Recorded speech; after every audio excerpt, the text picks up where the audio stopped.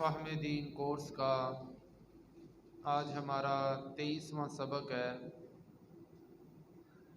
आज इंशाल्लाह हम मौत और कब्र के हवाले से कुछ बातें सीखेंगे।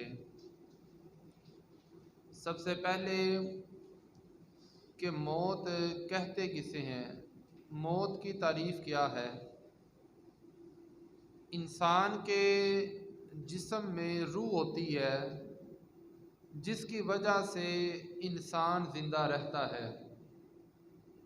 जब इंसान का वक्त पूरा हो जाता है, ज़िंदगी का वक्त पूरा हो जाता है, तो हज़रत सैयदना इज़राईल अलैहिस्सलातु वस्सलाम इंसान के जिस्म से रूह निकाल लेते हैं। अब रूह निकलने के बाद इंसान की जो कैफियत होती है उसे मौत कहा जाता है। बंदा जिंदा होता है, चलता फिरता है, जो कुछ भी करता है ये रूह की बदौलत करता है। जब तक जिस्म में रूह मौजूद होती है इंसान हरकत करता रहता है, लेकिन जब रूह निकाल ली जाती है, रूह जिस्म से कब्ज़ कर ली जाती है, तो फिर जो कैफियत इंसान के जिस्म पर तारी हो जाती है उस कैफियत का नाम मौत है।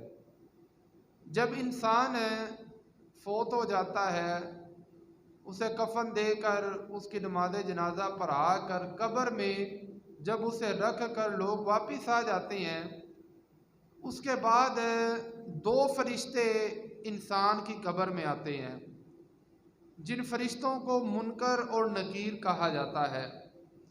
वो फरिश्ते आकर इंसान से 3 सवाल करते हैं। सबसे पहला सवाल वो फरिश्ते करते हैं कि मन रब्बुका। दूसरा सवाल फरिश्ते करते हैं मा दीनुका। और तीसरा सवाल करते हैं मा कुंता तकूलु फी हाज़र रजुल। जब फरिश्ते ये 3 सवाल करते हैं तो अगर बंदा मोमिन होता है, मुसलमान होगा, तो पहले सवाल का जवाब ये देगा। जब फरिश्ते सवाल करेंगे कि मन रब्बुका, मुसलमान होगा तो जवाब देगा रब्बी अल्लाह। वो फरिश्ते पूछेंगे तेरा रब कौन है, मुसलमान जवाब देगा कि जी मेरा रब अल्लाह है। फिर दूसरा सवाल करेंगे कि मा दीनुका, कि तेरा दीन कौन सा है, किस दीन पर तू दुनिया में रहा, तो मुसलमान होगा तो जवाब देगा दीन अल इस्लाम, मेरा जो दीन है वो इस्लाम है। जब तीसरा सवाल करेंगे आका अलैहिस्सलातु वस्सलाम की सामने ज़ियारत करवाएंगे, ज़ियारत करवा कर पूछेंगे कि मा कुंता तकूलु फी हाज़र रजुल, के दुनिया में इस हस्ती के बारे में क्या कहा करता था। अगर तो बंदा मोमिन होगा तो वो जवाब देगा कि हुआ रसूलुल्लाह, ये अल्लाह के रसूल हैं। जब बंदा मोमिन ये 3 सवालात के जवाब दे देगा तो फिर वो फरिश्ते उस बंदे के साथ मामला ये करेंगे कि उस बंदे को जन्नती लिबास पहनाएंगे, उस बंदे को कब्र के अंदर जन्नती बिस्तर अता करेंगे और ताहते निगाह उस बंदे की कब्र को वो कुशादा कर देंगे और उसकी कब्र में जन्नत की जानिब से खिड़की खोल देते हैं। वो बंदा रहता तो कब्र में है, लेकिन उस बंदे को कब्र के अंदर जन्नत की नेमतें अता कर दी जाती हैं। ये बंदा मोमिन के साथ मामला होता है। लेकिन अगर कब्र में जाने वाला बंदा मुसलमान ना हो बल्कि काफिर हो, जब फरिश्ते उससे सवाल करते हैं मन रब्बुका, मा दीनुका, मा कुंता तकूलु फी हाज़र रजुल, तो वो बंदा कहता है ला अदरी ला अदरी ला अदरी, मुझे नहीं पता तुम क्या सवाल करते हो, मुझे नहीं पता कि मेरा रब कौन है, मुझे नहीं पता दीन क्या है, मुझे नहीं पता कि जिस शख्सियत के बारे में सवाल करते हो वो कौन सी शख्सियत है। जब काफिर होगा बंदा तो वो फरिश्ते फिर करेंगे क्या कि उस बंदे को उसकी कब्र के साथ दबाना शुरू कर देते हैं। सरकार ने फरमाया कि काफिर की जो कब्र है उसे दबाना शुरू कर देती है, हत्ता कि सरकार ने फरमाया कि एक जानिब की पसलियां दूसरी जानिब आ जाती हैं और दूसरी जानिब की पसलियां दूसरी जानिब आ जाती हैं। कब्र इंसान को दबाती है और सरकार ने फरमाया कि फिर उस कब्र में जहन्नम की जानिब से खिड़कियां खोल दी जाती हैं। वो बंदा रहता तो कब्र में है, लेकिन कब्र में होने के बावजूद उस बंदे को जहन्नम का अजाब होता है। एक ये सवाल ज़हनों में पैदा होता है कि कुछ तो वो लोग होते हैं जो तभी मौत पड़ते हैं, उनका जिस्म बाकी रहता है, उनकी हम कब्र बना देते हैं, फिर कब्र में फरिश्ते आते हैं। कुछ लोग वो होते हैं कि जिनकी कब्र ही नहीं बनती। मिसाल के तौर पर कुछ लोग समंदर में डूबकर मर जाते हैं, जहाज क्रैश होता है, उनके जिस्म के टुकड़े टुकड़े हो जाते हैं, या कई सूरत बन जाती है कि ना उसका जिस्म बचता है। तो फिर इस सूरत में क्या कब्र में सवालात नहीं होंगे? अज़ीज़ान गिरामी, इंसान के जिस्म में रीढ़ की हड्डी मौजूद है। रीढ़ की हड्डी के अंदर एक बारीक बारीक ज़र्रात मौजूद हैं जिसे अजबु ज़ंब कहा जाता है। इंसान की रीढ़ की हड्डी के अंदर बारीक बारीक ज़र्रात अल्लाह रब्बुल इज़्ज़त ने रखे हैं जिन्हें अजबु ज़ंब कहा जाता है, और यही इंसान के जिस्म की असल है। ये बारीक से बारीक दूरबीन के जरिए भी नजर नहीं आते। सरकार ने फरमाया कि जिस बंदे का जिस्म ना हो, जिस बंदे की कब्र ना बनी जाए, तो अजबु ज़ंब इंसान के जिस्म के जो असल अज्जा है, अल्लाह रब्बुल इज़्ज़त उन पर इंसान की रूह को लौटा देता है। फिर उन पर इंसान से सवालात होते हैं, तेरा रब कौन है, तेरा दीन कौन है, और तू इस सरकार के बारे में क्या कहा करता था। फिर जब बंदा जवाब दे देता है, फिर उसके मुतालिक उसी तरह का मामला किया जाता है। तो सवालात जो है वो बरहक है।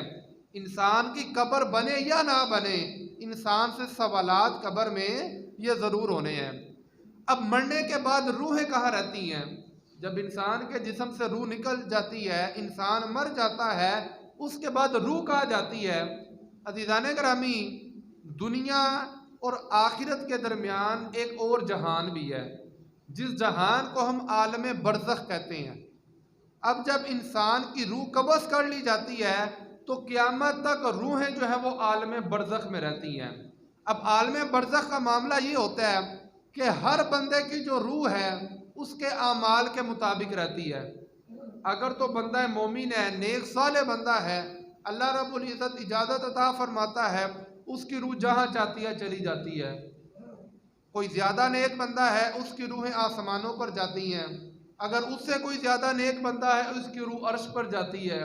अगर और ज़्यादा नेक बंदा है, उनकी रूहें आला इल्लियीन में जाती हैं। लेकिन अगर काफिर बंदा है, मुसलमान नहीं है, उस बंदे की रूहों को भी आलम बरज़ख में जगड़ दिया जाता है।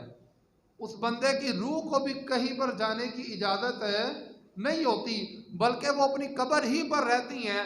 वहीं पर उन्हें जगड़ दिया जाता है और उन्हें वहाँ पर अजाब दिया जाता है।